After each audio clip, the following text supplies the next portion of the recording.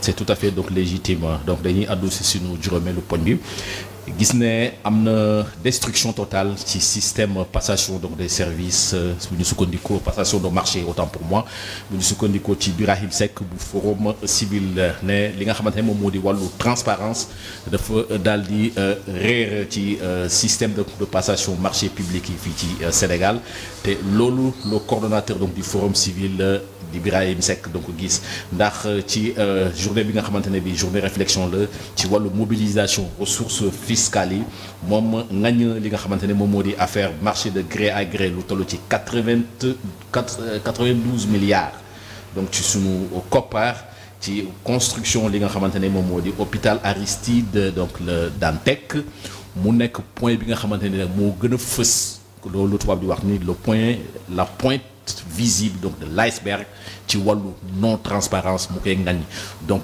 lu ni mel kon mën nañu wax ni ba léegi les démons par rapport à la non transparence persistent toujours dans la passation donc de marché public au Sénégal. C'est une évidence palpable au Sénégal.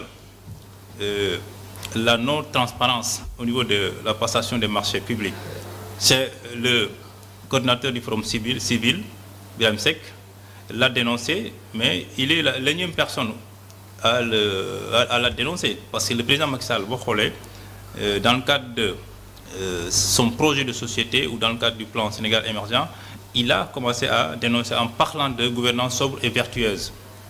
Et quand on parle de gouvernance sobre et vertueuse, on ne peut pas aussi arriver jusqu'en 2022 d'y dénoncer l'autre. Parce que quand il parle de phase visible de l'iceberg, ça veut dire qu'il y a énormément de cas de passation de marché public. Et c'est pas la règle, c'est l'exception.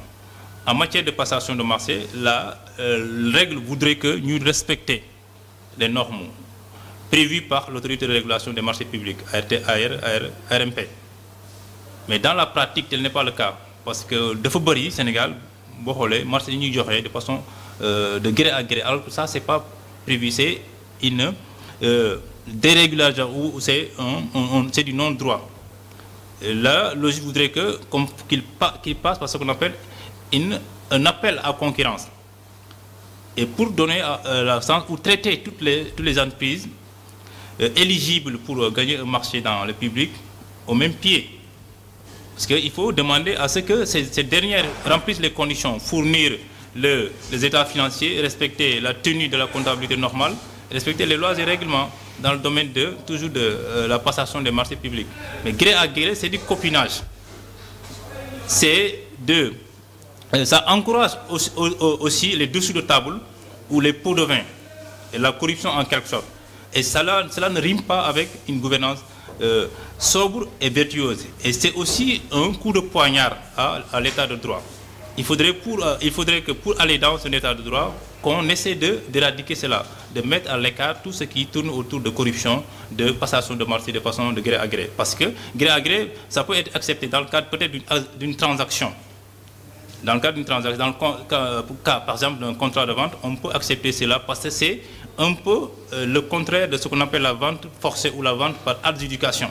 Mais gré à gré, c'est dans le cadre d'un consensus. Là, nous sommes dans l'hypothèse de ce qu'on appelle une opération financière dans le cadre d'une transaction. Mais quand il s'agit de marché public, il faut nous respecter le code qui est en vigueur. Donc à la place donc, du gré à gré, le mieux c'est de faire un appel d'offres. C'est un appel d'offres qui est la règle. Et pour appel à concurrence, appel d'offres, appel à concurrence, pour donner la possibilité à toutes les entreprises éligibles dans le domaine de pouvoir aussi se présenter et de concourir pour gagner le marché, y compris les entreprises nationales. Parce qu'il y a la compétence, il y a l'expertise,